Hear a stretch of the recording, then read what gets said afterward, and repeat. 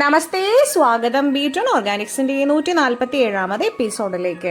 ഇതൊരു നാരകത്തൈയല്ല, ചെറുനാരങ്ങയുടെ തയ്യോ വടുവപ്പുളിയ നാരങ്ങയുടെ തയ്യോ ഒന്നും അല്ല കേട്ടോ. ഇതാണ് നിലനാരകം, കാട്ടുനാരകം, ദ്രുമരുഹ, ത്രിപർണിക, കണ്ഠബഹുല, അങ്ങനെ പല പല പേരുകളിൽ ആയുർവേദ ആചാര്യന്മാരും നാട്ടുവൈദ്യന്മാരൊക്കെ പറയുന്ന ആ ചെടിയാണ് ഇത് കേട്ടോ. ഇത് സമൂല ഔഷധമാണ്.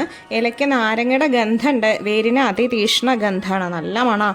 അത് പലതരത്തിലുള്ള അസുഖങ്ങൾക്ക് ഉപയോഗിക്കാറുണ്ട്. അസഹ്യമായിട്ട് തലവേദന വന്നാൽ 2-3 ഇല എടുത്തിട്ട് ഉള്ളം കയ്യിലിട്ടിട്ട് തിരുമ്മിയിട്ട് വേണമെങ്കിൽ 1-2 വെളുത്തുള്ളിയും ചേർക്കാം. തലയുടെ നമ്മുടെ നെറ്റിയുടെ ഇരുവശത്തും പുരട്ടാം.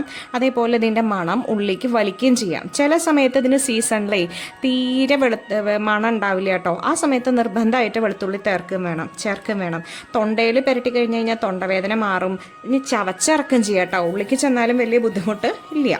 ഇത് ചുമ, ആസ്മ, ശ്വാസകോശ രോഗങ്ങൾ, വാദം, പിത്തം, അൾസർ, ചൊറി, വയറിളക്ക രോഗങ്ങൾ, തിമിരം, വിളർച്ച, മലേറിയ, പ്ലീഹ വീക്കം, അതേപോലെ രക്തശുദ്ധീകരണത്തിന് പറ്റുന്നതാണ്. വായനാറ്റം, നേത്രരോഗം, മഞ്ഞപ്പിത്തം, ദഹനക്കേട്, നേത്രരോഗങ്ങൾക്ക് വളരെ നല്ലൊരു ഔഷധമായിട്ട് ഉപയോഗിക്കുന്നുണ്ട്.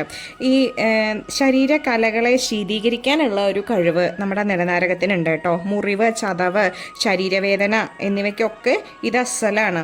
കരളിൻ്റെ പ്രവർത്തനത്തിനും നല്ല ബെസ്റ്റാണ്. അതേപോലെ നിലനാരകവും മുക്കുറ്റിയും പൂവാങ്കുറുന്തലിൻ്റെ വേരും കൂടിയും അരച്ച് തലയിലുണ്ടാവുന്ന ഒരു മുഴ പോലെ ഉണ്ടാവുന്ന ഒരു പ്രത്യേകതരം ട്യൂമർ ഉണ്ട്. ആ ട്യൂമർ പൊട്ടിയിട്ട് മൂക്കള പോലെ രക്തത്തോടു കൂടിയിട്ട് ഒലിച്ചു പോകുന്ന ഒരു പ്രമാണം കേട്ടിട്ടുണ്ട് കേട്ടോ.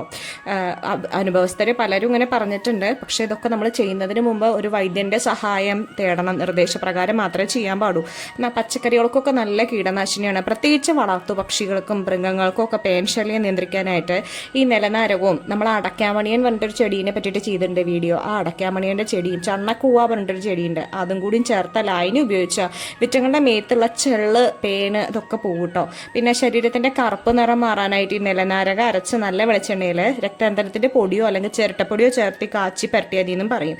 ഇനി ഓപ്പറേഷൻ പറഞ്ഞിട്ടുള്ള പല ഭാഗത്തും, തലയിൽ മാത്രമല്ല ശരീരത്തിൻ്റെ പലോടത്തിയിലും മുഴ പോലെ ഇങ്ങനെ കാണാറുണ്ട്. അപ്പോൾ ആ പലോടത്തിയിലുള്ള മുഴയിലും ഇങ്ങനെ നിലനാരകത്തിൻ്റെ അരച്ച് തേച്ച് കഴിഞ്ഞ് കഴിഞ്ഞാൽ മേൽപ്പറഞ്ഞ പ്രകാരത്തിൽ മുക്കുറ്റിയോ പൂവങ്കുറുന്തലൊക്കെ കൂട്ടി തേച്ച് കഴിഞ്ഞു വെച്ചാൽ ഈ ഓപ്പറേഷൻ പറഞ്ഞിട്ടുള്ള പല കേസുകളും ഓപ്പറേഷൻ ഇല്ലാണ്ട് തന്നെ അത് ക്യൂർ ആയിട്ടായിട്ട് പറഞ്ഞിട്ടുണ്ട് കേട്ടോ. അപ്പോൾ എല്ലാവരും ശ്രദ്ധിക്കുക, വീട്ടിലുണ്ടെങ്കിൽ സംരക്ഷിക്കുക.